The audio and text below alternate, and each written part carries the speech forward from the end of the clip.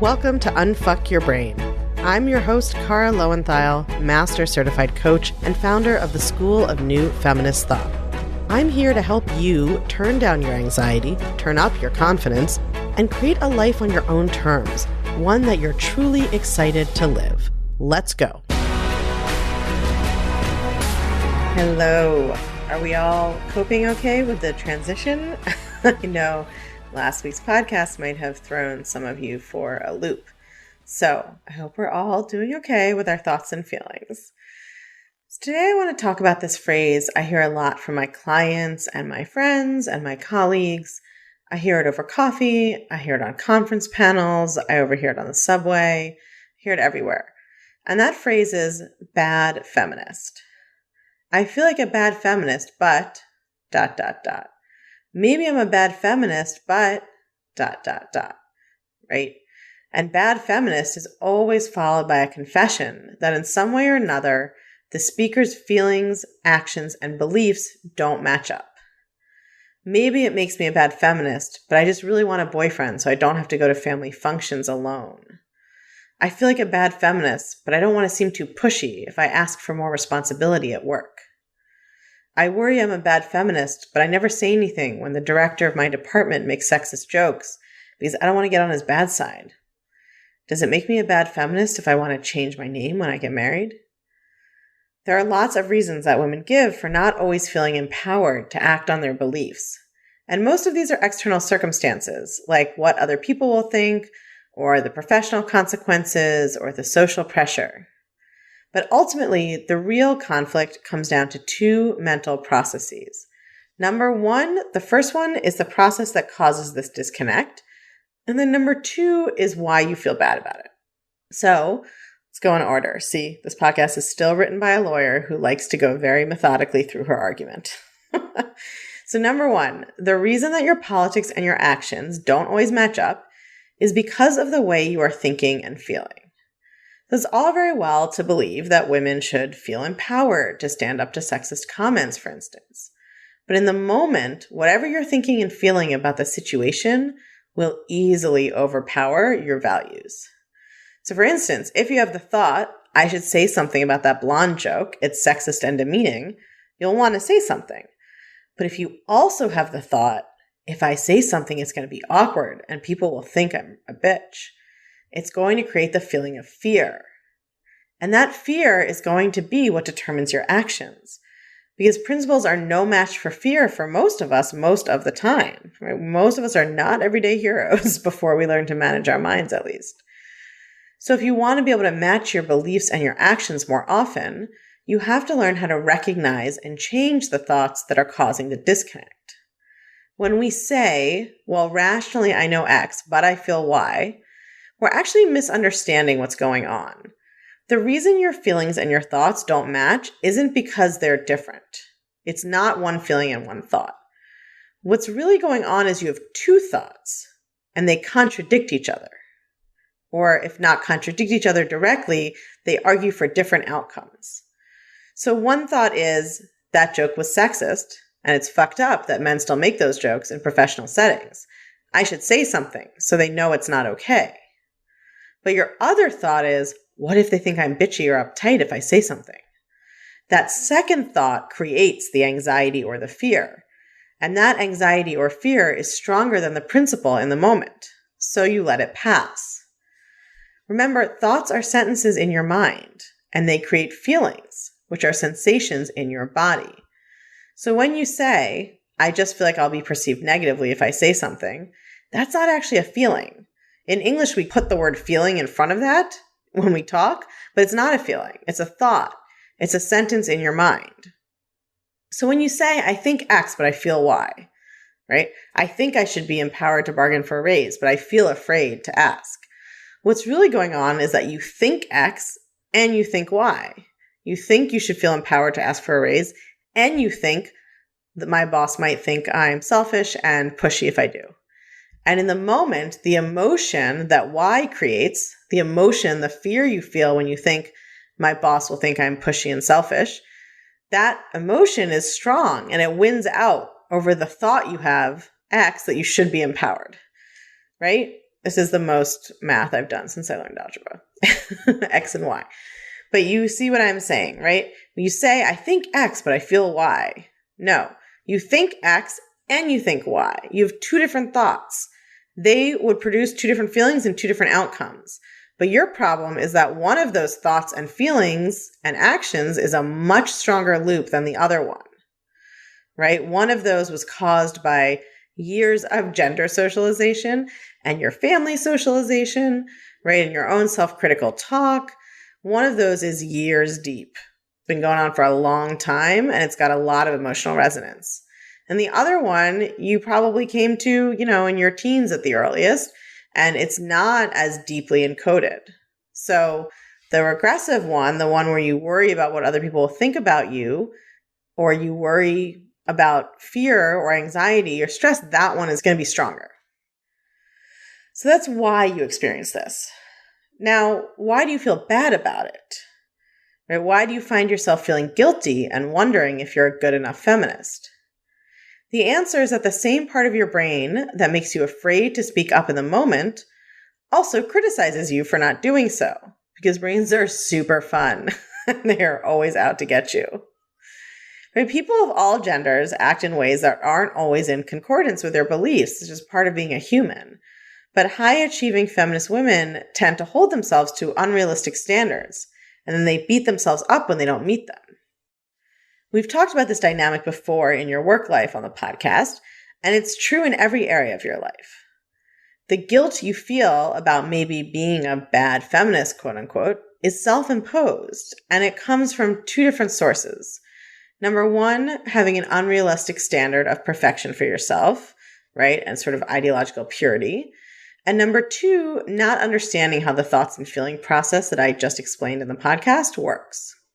When you don't understand what's actually causing your conflict, it's easy for your brain to make it mean something about you, like you're not really principled, or you're weak, or you're selfish, right? When you have that self-critical soundtrack we talked about a few weeks ago, your brain is always ready to rush in with that soundtrack to explain anything you do by attributing it to a negative part of your personality. So your brain tells you you're not principled, you're weak, you're selfish. So then on top of feeling this disconnect between your beliefs and your actions, you also criticize yourself for it and you make it mean something negative about you as a person. And listen, maybe you've never said you feel like a bad feminist, but have you ever found yourself saying, I know rationally I shouldn't feel this way, but I do? If so, that's the exact same issue. When you think one way and feel another, what's happening is actually that you have a second thought. What you're calling the way you feel is actually a second way you're thinking, and those thoughts are in conflict. And not only are they in conflict, but one of them is winning. If you worry about what other people are thinking about you, you are not going to want to miss this free training I'm doing called, very relatedly, How to Stop Caring What Other People Think About You. It's fine to want to get along with folks, to want people to have generally a good opinion of you. It's totally human and natural. But we all know that for many women, the fear of what other people think about them can end up becoming all-consuming, and it can really disrupt our self-esteem, our self-confidence, and our relationships with other people, because we can't show up authentically and connect intimately and do our best work when we are constantly worried about what other people are thinking. So I am teaching this brand new free training, and it's easy to join us. All you need to do is go to unfuckyourbrain.com/caring or text your email to +1 347 997 1784, and the code word is caring. It's happening June 6th at noon, but there's always a replay, so make sure you sign up. You are not going to want to miss it. So what's the solution to feeling like a bad feminist? You're going to be shocked, people. It's managing your mind. I know. Who could have guessed that? But there are a couple of different ways to do it. So number one, start by noticing the ways you are judging yourself for having conflicting thoughts and feelings. It's natural that your feminist principles conflict sometimes with the social conditioning that has taught you to go along, to not ruffle feathers, not to seem too assertive, not to upset men, especially men in power. When you think about it, the fact that those social norms exist are the very reason that we had to develop feminist principles. So it's not surprising that those social norms are really embedded in your psyche. The good news is they aren't some mysterious force you can't escape. They're just thoughts. You have thoughts that you came up with about equality and respect, and then you have thoughts that society taught you to think about subordination and not rocking the boat. It's just two sets of thoughts. You still have the old ones because you added the feminist thoughts on top without ever actually excavating and discarding the old set of thoughts. So first things first, give yourself a break. You're not a bad feminist. You're not weak or unprincipled. There's nothing wrong with you. You just have two competing sets of thoughts, and no one has ever taught you how to stop thinking the old thoughts and think new ones on purpose instead, and actually believe the new ones and practice them enough so that the old ones disappear. So give yourself a break.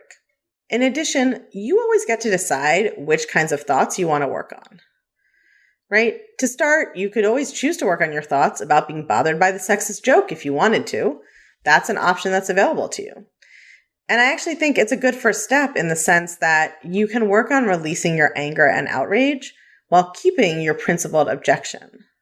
I'll talk more about this in future podcasts, but it's often useful to get to a calm and neutral emotional state so you can strategize. Managing your mind does not mean that you give up caring about whether someone makes sexist jokes, but it does mean you learn to manage your thoughts so that you don't feel outraged, disempowered, or attacked, all of which are really stressful feelings and create confusion and distraction in your brain. They do not lead to clear thinking or good maneuvering. So whether you go through step one or not, whether you decide to work on your thoughts to get yourself to a neutral feeling state, step two is to work on the thoughts that make you feel anxious and scared about speaking up. I think this is the most powerful work you can do. Learning to manage your mind doesn't mean you have to give up your values or just accept what anyone else says or does.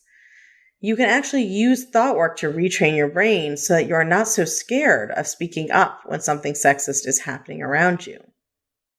The way you do that is the way you work on any thought. First, you figure out exactly what you're thinking. You need to get the precise words your brain is saying down on paper. Then you have to figure out what you'd like to believe instead. If your thought is that people might not like you if you speak up, it probably won't work to just think, it's important to stand up for my beliefs. You've already been thinking that, and it didn't trump the fear, so it's not going to help you. But what if you could believe something like, out of the other people there, I bet at least half of them are also uncomfortable and would be grateful that I spoke up. That thought actually responds to the fear-creating thought, and it redirects your brain's attention to the good that you do by speaking up in more concrete terms. And it directs your brain's attention away from the danger that your brain thinks you need to be protected from, which is someone thinking something bad about you. That's what your brain is always trying to protect you from. So obviously, I cannot teach this entire process to each of you personally on this podcast, but that example should give you an idea of what I'm talking about when I say that the way to bridge the gap between how you think and how you feel, what you want to believe and how you end up feeling and acting, is to learn to think a different way on purpose. And that is the kind of work that we do in Unfuck Your Brain. Unfuck Your Brain is a feminist blueprint to mastering your mind and getting the life you want. Learning how to bridge the gap between your beliefs and your actions is one of the most important tools to learn if you want to actually create the life of your dreams, or if you want to go out and get that life that you have thought about. All right, my loved ones, my lovely chickens, I will talk to you guys next week. If you're loving what you're learning on the podcast, you have got to come check out the Feminist Self-Help Society. It's our newly revamped community and classroom where you get individual help to better apply these concepts to your life, along with a library of next-level, blow-your-mind coaching tools and concepts that I just can't fit in a podcast episode. It's also where you can hang out, get coached, and nerd out about all things thought work and feminist mindset with other podcast listeners just like you and me. It's my favorite place on earth, and it will change your life, I guarantee it. Come join us at www.unfuckyourbrain.com/society. I can't wait to see you there.